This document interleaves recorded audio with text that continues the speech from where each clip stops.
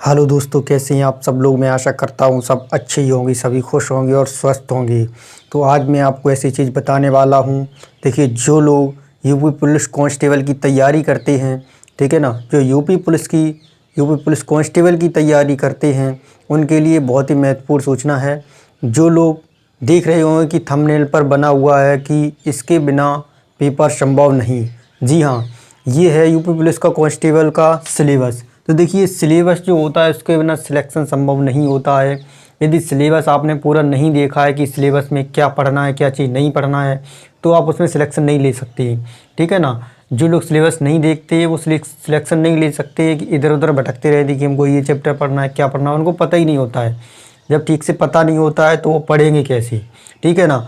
करना क्या है आपको कि पूरा सिलेबस एक पेज पर लिख लेना है। पेज पर लिखने के बाद वो उसको पेज को निकाल करके एक दीवार पर चिपका लेना है, ताकि सिलेबस आपको पूरा दिखाई दे, डेली का डेली दिखाई दे।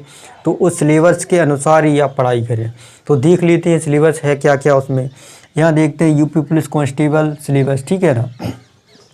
सबसे पहले इसमें देखेंगे कि इसमें क्वेश्चन कितने आते हैं। यूपी पुलिस कांस्टेबल में क्वेश्चन आते हैं 150 प्रश्न, 150 प्रश्न आते हैं और 300 अंक का होता है पूरा, ठीक है ना। प्रत्येक प्रश्न जो होता है 2 अंक का होता है और नेगेटिव मार्किंग भी इसमें होती है। नेगेटिव मार्किंग जो होती है वो कितने की होती है, 1/4 की। यानी कि एक क्वेश्चन सही होने पर 2 नंबर मिलेंगे, और अगर एक क्वेश्चन गलत होता है तो उसमें से आधा नंबर काट लिया जाएगा, ठीक है। 2 नंबर में से आधा नंबर काटा जाएगा, यानी 1/4, ठीक है। तो देखते हैं हिंदी का सिलेबस क्या होता है। हिंदी का सिलेबस देख लेते हैं। देखिए, हिंदी का सिलेबस जो होता है इसमें ये चैप्टर आते हैं सभी। देखिए, एक एक करके हम बता दे रहे हैं। यहाँ देखिए, हिंदी और अन्य भारतीय भाषाएं, ये एक हो गया।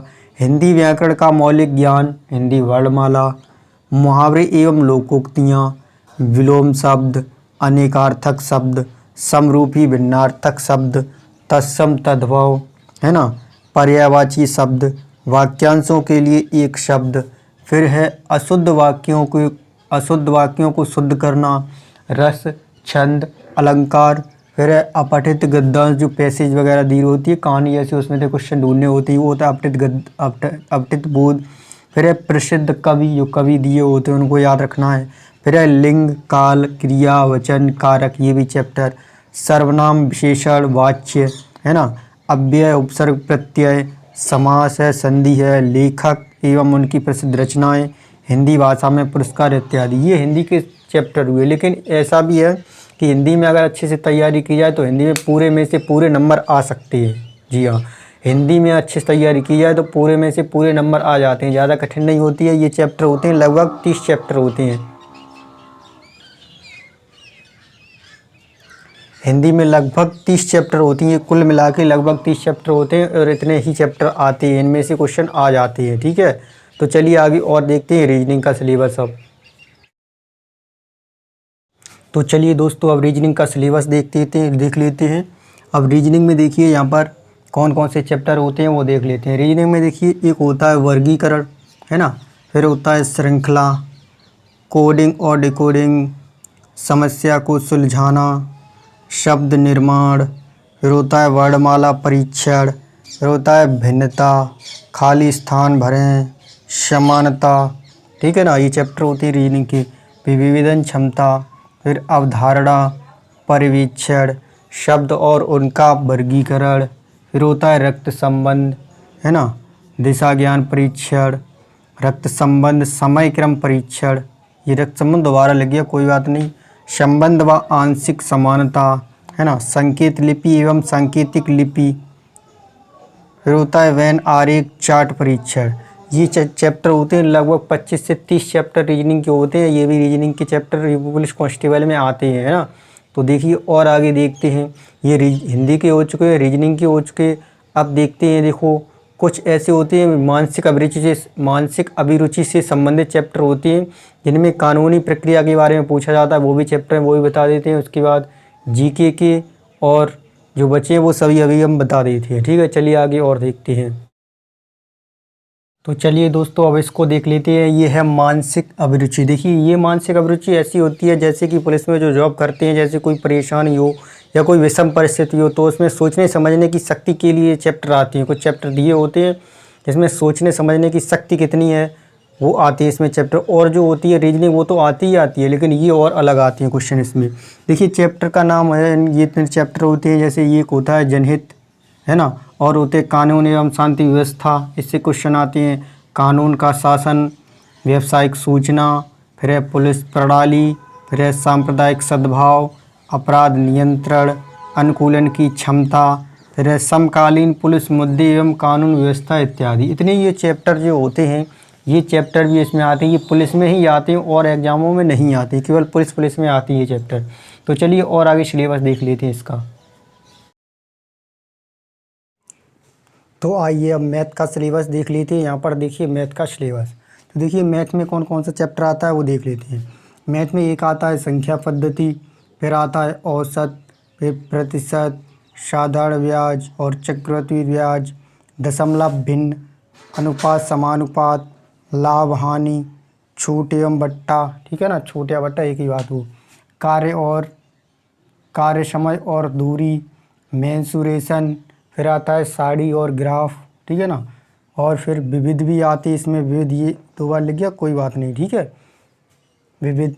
और अंक गणितीय संगणना और विश्लेषण कार्य, फिर आता है ग्राफ और टेबल का प्रयोग, फिर आता है कार्य समय और दूरी, फिर आता है क्षेत्रमिति, और आता है मिश्रण। विविध यानी मिसलेनियस में लिखा जाएगा, विविध की जगह मिसलेनियस, ठीक है ना, लिख देता हूँ मैं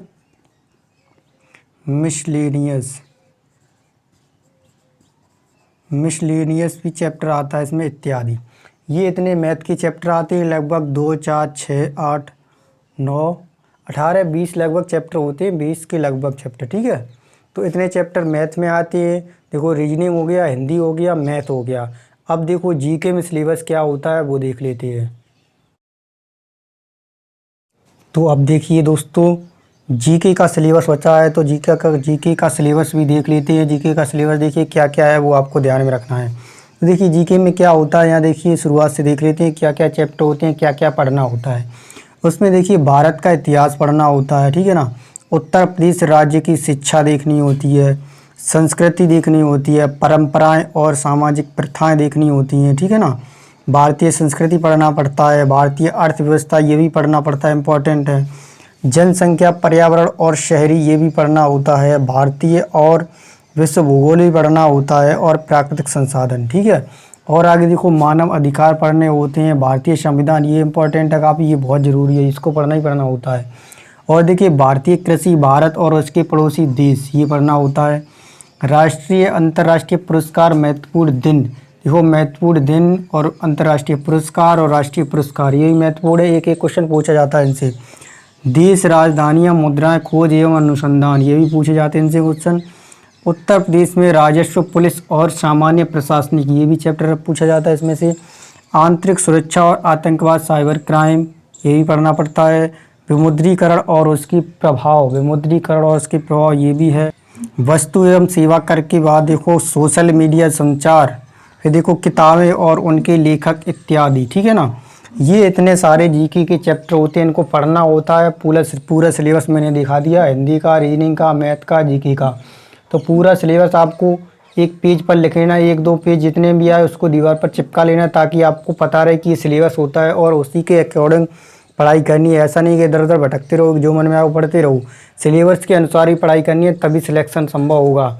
तो मैं भी अभी रीजनिंग और हिंदी के जो प्रीवियस ईयर पेपर हो चुके हैं पुलिस के, उसका प्रैक्टिस सेट कराने वाला हूँ, रीजनिंग और हिंदी का। तो आप हमसे भी जुड़ सकते हैं, और जो प्रैक्टिस सेट में कराने वाला हूँ वो भी आप देख सकते हैं कि कैसे क्वेश्चन एग्जाम में पुलिस में जो पहले पूछे वो कैसे पूछे गए वो आप देख सकते हैं, ठीक है। तो चलिए आज यही वीडियो समाप्त करते हैं।